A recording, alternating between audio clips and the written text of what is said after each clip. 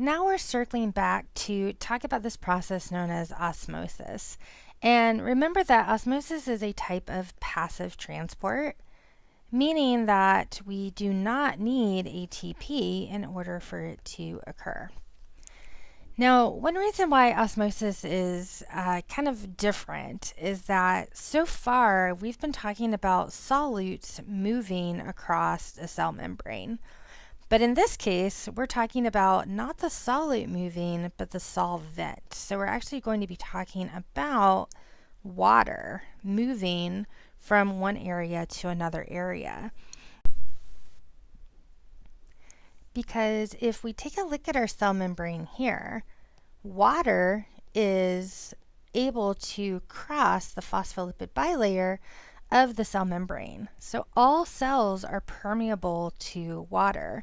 But remember that sometimes those solutes are stuck and they can't cross the cell membrane. And so they might be stuck either outside the cell or potentially inside the cell. It just depends on what the condition is. So in cases where the solute cannot cross the cell membrane, sometimes the water will cross the cell membrane in order to kind of balance out the concentration between the two areas. Because remember that the cells are kind of ultimately trying to get to this concept known as equilibrium, which would be equal concentrations on each side of the cell. And remember that the concentration of a solution is equal to the amount of the solute in the amount of the solvent.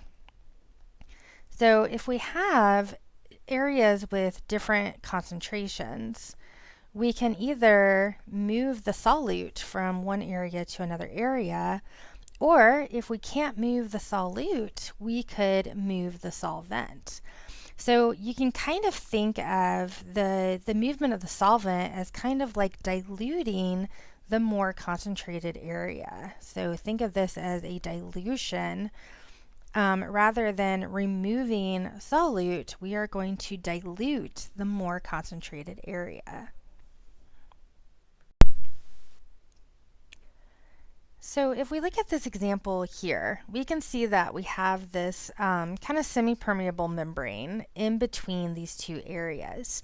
And we can see that this area on the right is a higher concentration area, and this area on the left is a lower concentration area. Now, in this example, the solute here is not able to cross that membrane. So the solute is stuck where it is. So in order to even out these concentrations, instead of the solute moving, instead the water is going to move from the low concentration area into the higher concentration area over here. So the water is actually going to move from the left side of this U-shaped tube into the right side. And in doing so, the volumes are going to change, but the concentrations are going to equalize. So the volume changes, and in doing so, the concentrations reach equilibrium. Because we don't care about the overall volume, what we care about is the difference in concentration and trying to reach equilibrium. So even though this side has a higher volume of water, and this one has a lower volume, they have the same concentration. So the concentration on this side is equal to the concentration on this side. So cells have a water homeostasis. So we can call this the water balance or the homeostasis. And remember that homeostasis is typically a good thing. This is something that our body wants to maintain. So when we look at a cell and we look at the intracellular fluid compared to the extracellular fluid, homeostasis means that the concentration of the extracellular fluid should be the same as the concentration of the intracellular fluid. Because remember that water can freely move across the phospholipid bilayer. And so if these concentrations are different, then water is either going to move into the cell or it's going to move out of the cell in bulk, which is going to change the size and the shape of the cell.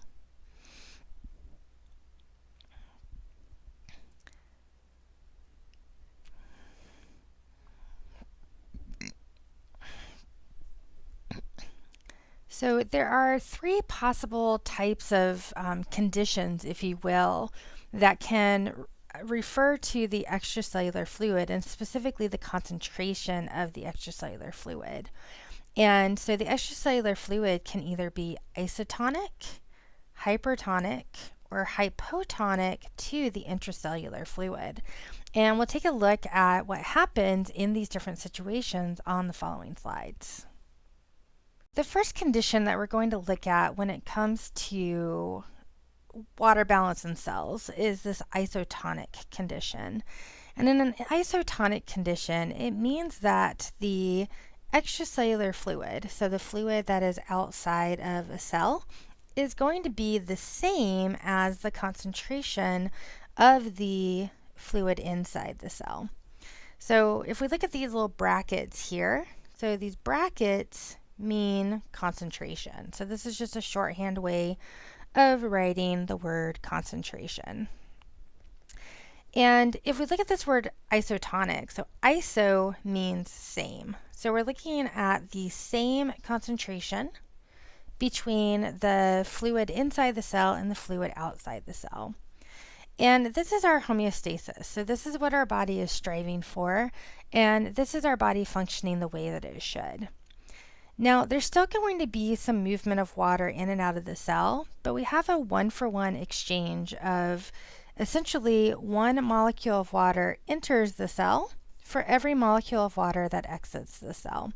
So we say that there's no net movement of water because that means that we're not increasing the amount of water in the cell or we're not decreasing the amount of water in the cell, but the amount of water in the cell is staying the same. Another condition that may exist is the hypertonic condition, and hyper means too much. So in a hypertonic condition, it means that the extracellular fluid of the cell is going to be more concentrated than the intracellular fluid of the cell. So what that means is that if there's more solute outside and there's less solute inside, and remember that the solute can't move, but the solvent can. So what's going to happen is that water is going to leave the cell. So the water is going to go towards the extracellular fluid, and it's trying to dilute that more concentrated extracellular fluid. Now the problem with this is that the cell is going to shrivel. So we can see here that these are supposed to be nice, round red blood cells, but you can see that they're shriveling. And that's because as the water leaves the cell, it causes the cell to shrivel. And a shriveled cell can't do its job and can lead to health problems or even death. The third possibility is a hypotonic solution. And hypo means too low or not enough. So in this case, the extracellular fluid is lower in concentration than the intracellular fluid. So that means that there is too much solute inside the cell and not enough in the extracellular fluid. Now, water is going to enter the cell because remember, the solute can't move in this example, but water can. So water is going to enter the cell because it's going to try to dilute the more concentrated extracellular fluid. All right, so the water is going to move from outside the cell into the cell. Now, this is also bad. So this is not homeostasis. What happens is that the cell starts to swell up like a water balloon, and it might actually burst open. And a swollen cell or a busted open cell is not going to be able to fulfill its functions the way that it should. So let's do kind of an overview of this tonicity and what happens when the concentration of the intracellular fluid is not the same as the concentration of the extracellular fluid. So let's say we have 3 beakers.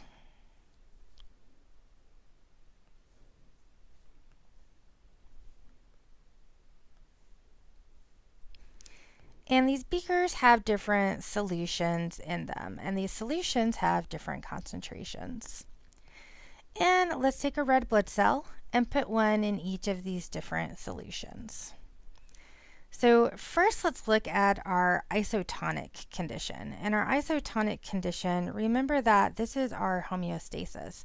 So this is the one that our body is trying to maintain.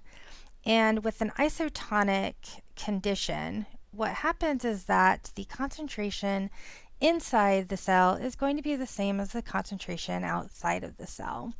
So for example, if let's just give an arbitrary 9 grams per liter of a concentration of solutes inside the cell.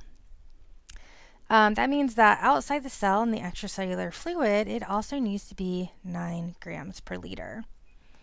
So in this situation, you have the concentration of the extracellular fluid is the same as the concentration of the intracellular fluid. You do have some water entering and leaving the cell, but it's going to be happening in a 1-for-1 exchange. So there's no net movement of water.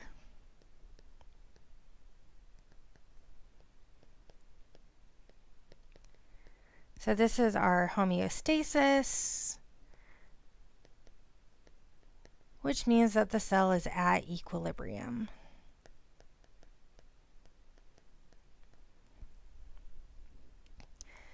Our next possible condition that we talked about was hypertonic. Remember that hyper means too much. So in this case, the extracellular fluid has too much solute in it. So if we keep the intracellular concentration the same, we can make an arbitrary extracellular concentration, and we'll just say that it's 20 grams per liter. Oops.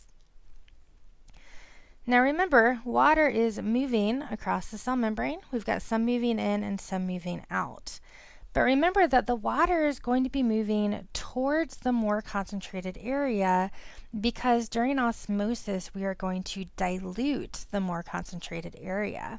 So what happens is that we end up with more water leaving the cell than we had water coming into the cell.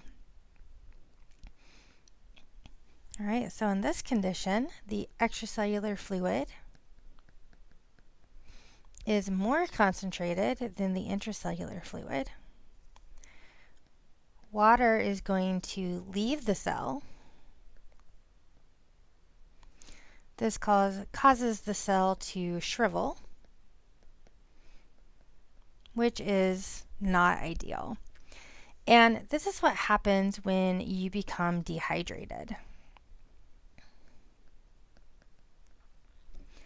So when you become dehydrated, you're losing fluids from your body. And as you're losing those fluids, your body fluids are becoming more concentrated because you're removing water from these solutions. So when you become dehydrated, your extracellular fluids might start to become hypertonic to your intracellular fluids, which means that water is going to start leaving your cells to dilute the hypertonic solutions, and your cells are going to shrivel, and shriveled cells aren't going to be able to do what they need to do. And so if you get too dehydrated, it can actually lead to death because your cells are not able to function. The next condition we're going to talk about is our hypotonic. Remember, hypo means not enough or too low. And so in this example, we're going to keep the intracellular concentration the same, but let's say that this the cell is now put in pure distilled water with a concentration of 0. So remember that we've got water that's going in and out of the cell. But now the more concentrated area is inside the cell.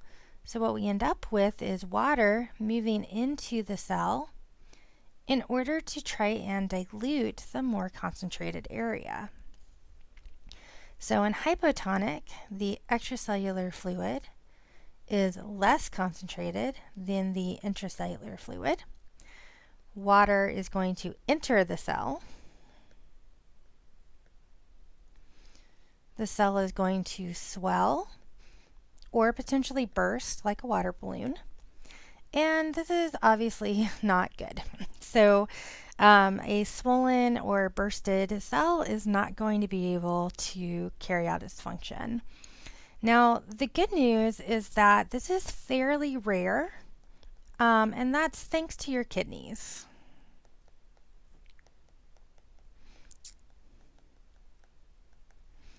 So as long as your kidneys are working properly, it's pretty hard to drink too much water. And that's because as you're drinking water throughout the day, your kidneys are just going to get rid of the excess water. Now, there is a possibility of something called water toxicity. And this can happen if you drink significant amounts of water in a short period of time. It can also happen in athletes because in athletes, they're losing both water but also solutes. And if they're not replenishing the solutes and just drinking pure water, then it can actually lead to this hypotonic condition, which can be dangerous and potentially fatal. So for the average person drinking water throughout the day, you are probably not going to encounter a hypotonic situation. But there are examples of people that have had too much water to drink, and if you essentially dilute your extracellular fluids too much, it can lead to serious complications and potentially even death. But most likely, you are much more likely to have a problem with dehydration. So go ahead and drink that water.